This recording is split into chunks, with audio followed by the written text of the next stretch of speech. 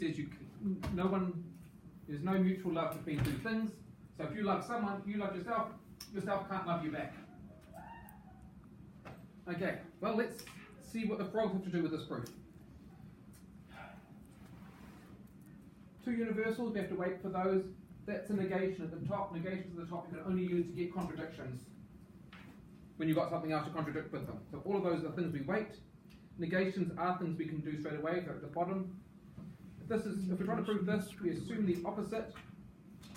There is someone who loves everyone, and we show that would be a crazy, stupid world. So from 5 to 6, negation, introduction. And now at the top, we've got an existential, so that's another straightaway rule. We're going to do that.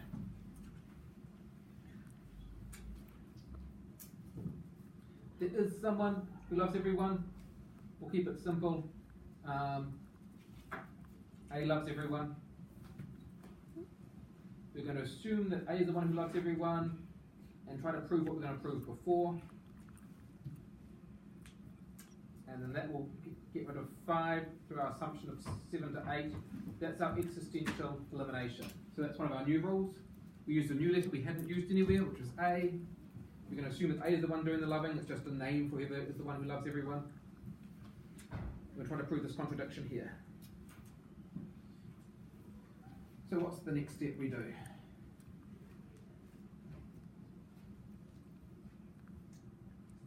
This looks like it's going to match here. If we put an X, the X becomes an A, we're going to be able to use this arrow. So we're going to stick this in here. This is true for everyone, so it should be true for A. 9. That's from 3. Got rid of the universal. If A loves everyone, then A is not a frog. And that tells us straight away A is not a frog, because 7 says A loves everyone, 9 says if they love everyone, they're not a frog. So now we know A is not a frog.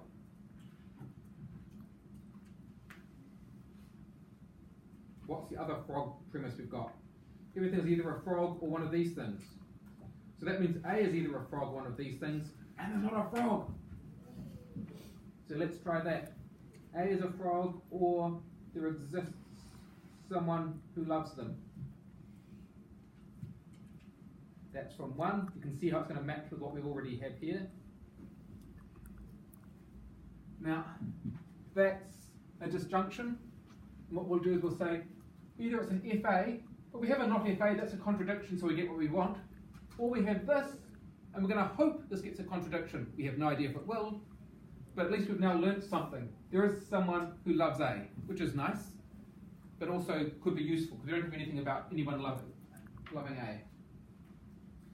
So I'm going to break on this disjunction next, not because we know what's going to happen with both of them, but because we can get rid of one of the disjuncts straight away, which will simplify what we're doing. We've got half a reason to do it. So either FA, which is this first thing, and we're trying to prove falsum, or the second thing, there is a Y, RYA, someone loves them, and we're trying to prove a falsum. These are the two possible cases, 12 to 13, 14 to 15. I chose them with unequal lengths because I can see this is going to close straight away. And that means 8 follows from getting rid of the disjunction here. We're looking at the first disjunct and looking at the second disjunct, and we hope that's going to get rid of our disjunction. So first one first, trying to get a contradiction, given we've got FA, and of course we've got not FA. That was our plan. We can see that we're going to get rid of it straight away. So now we have this other one we have no plan for, but we've learned something new. And, yep, A is not a frog. So that tells us there is someone who loves them. So we know A loves everyone. There is someone who loves A back. And of course, we don't have any two people who love each other. You can see problems with this, right? You love everyone, there's someone who loves you back, but no two people can love each other. That's going to cause ourselves a contradiction, which will get us here. Now we just need to fill in the details. Or if you don't like strategy, this is an existential. As soon as you get an existential at the top, you get rid of it. This is one of these automatic rules. So we want to eliminate the existential. We use a letter we haven't used before. We've only got B, so only got A. Someone loves A, we have no idea. We will assume that it's Bob. We still have to prove what we had to prove before. So this is 16, 17. The 15 comes from getting rid of this existential, and 14. And we'll assume the existential is called Bob in our block from 16 to 17, and that will get rid of our existential, because we're replacing it with Bob. So now we have an RBA, which is good. But of course, A loves everyone. So that tells us A loves B. We're putting that in because we can kind of see that's going to cause us problems. Two people loving each other is never going to be a good thing. We want to get this. This can only be used as a contradiction for something. It's going to only be used as a contradiction for that. So now our aim is to get this, to get a contradiction with this. Have I done something wrong? Should be 18. That should be an 18, thank you. And that one comes from 7. So now we've got an RBA and RAB. Those two look like they clash because they disagree with this. But this is only a negation of this formula. We're going to have to try to prove this formula from these two. I think we can do that. So first I'm going to do is add this conjunction in. RAB and RBA. And our aim is to get to here. Now we'll do an existential introduction. That's the Y, which is the second letter of this one. It's the B. Making sure I'm doing it the same way so I don't get all my letters the wrong way around.